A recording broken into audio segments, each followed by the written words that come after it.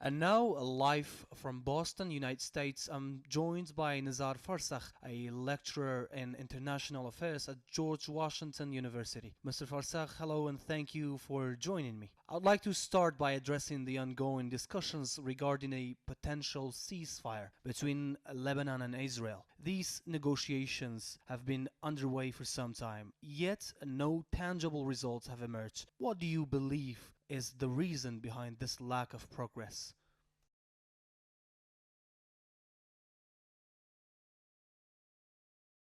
Thank you for having me. The main point of contention is that Israel wants to have all parties agree that it has the right to continue attacks or to conduct military activities in on Israel, on Lebanese soil, even after the ceasefire. And of course, Lebanon is refusing that because it's a breach of its sovereignty. باشە یەکێک لەو خاڵانەی کە Okay. One of the key points in the ceasefire proposal involves the disarmament of Hezbollah and other militia groups in Lebanon. This could be a challenging decision for Lebanon to make. Do you think this could become a reality? Do you think this could happen? تێچێت ئەم مەرجە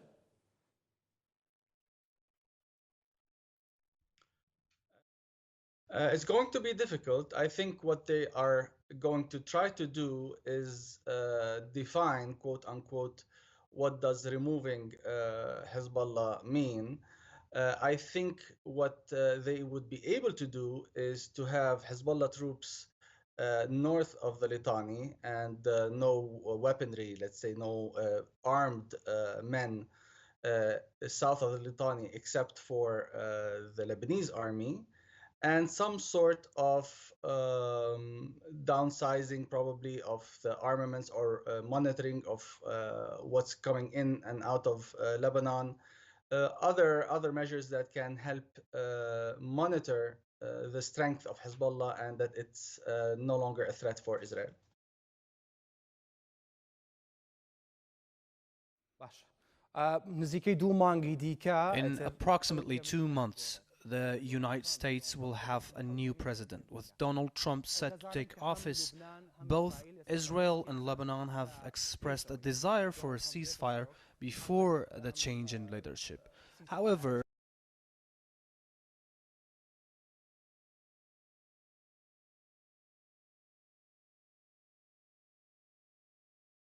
if the ceasefire is not reached in time, how do you think the incoming Trump administration could influence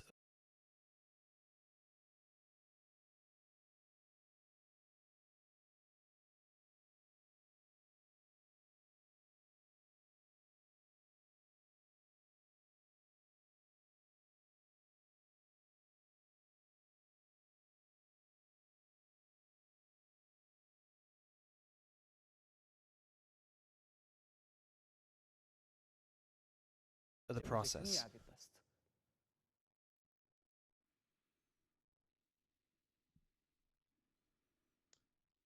So I presume that Trump is going to be more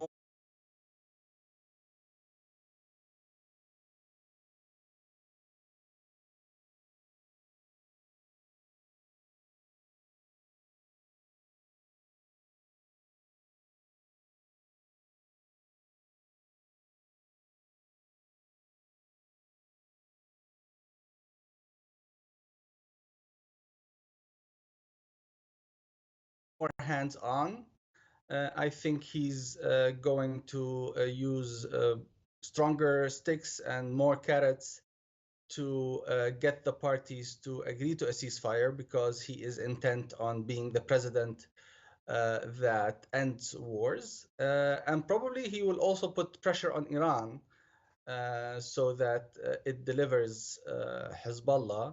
But I wouldn't put it past Trump to also put pressure on Netanyahu. But Trump, in the end, is interested in his image and in scoring points, and doesn't really care about Bibi Netanyahu. If Israel and Lebanon do reach an agreement on a ceasefire, do you think this could also lead to a ceasefire in Gaza? کرێت سەر بکێشێت بۆ ئەنجامدانی ئاگربەست لە غەزە. Unlikely, unfortunately. It seems the Israelis managed to separate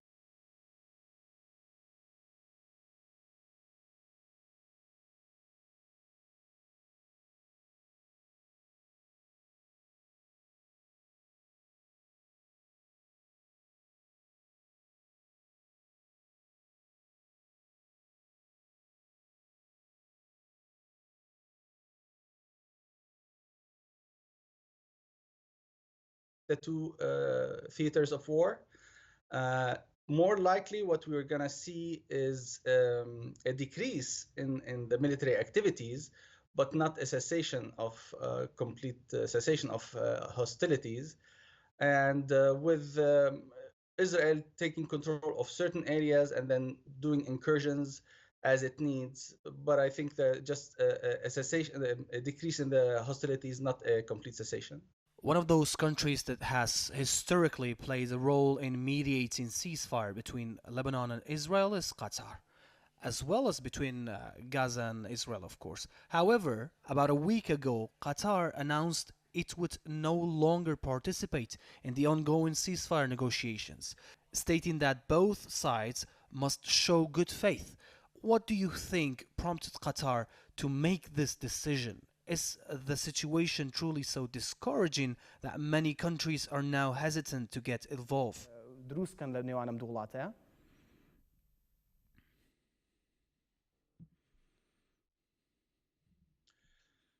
Well, it is what they said, is that for months they've been trying hard to bridge gaps and to find creative solutions to the demands of each side.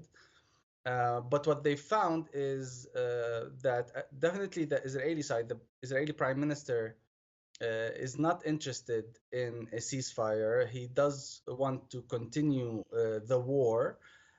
He does not want to be stopped. While Hamas, of course, its main goal is to end the war. So these two contention, the two sides do not agree on this point, but they're also not offering creative solutions or trying to push further the negotiations. So Qatar withdrew in order to put pressure on both sides and make clear to the world that the problem isn't with the mediators, the problem is with the two parties that are not serious about coming to a ceasefire or to an agreement. If Hezbollah refused to disarm its militia and does not agree to the ceasefire terms, could this lead to a further escalation, such as a further ground invasion by Israeli forces? قوڵتری خاکی لوبنانەوە.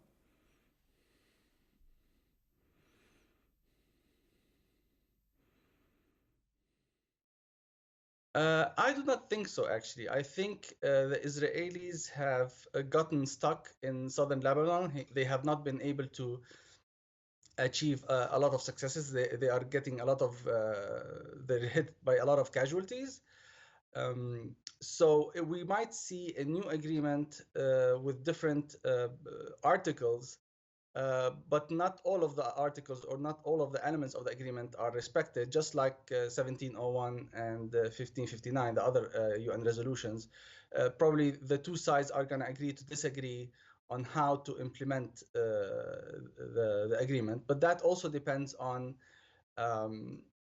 how each side gets to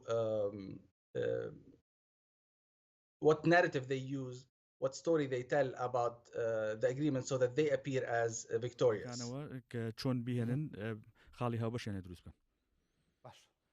Mr. Nizar Farsakh, lecturer in international affairs at George Washington University, has been live with us from United States, Boston. Thank you so much for your insights.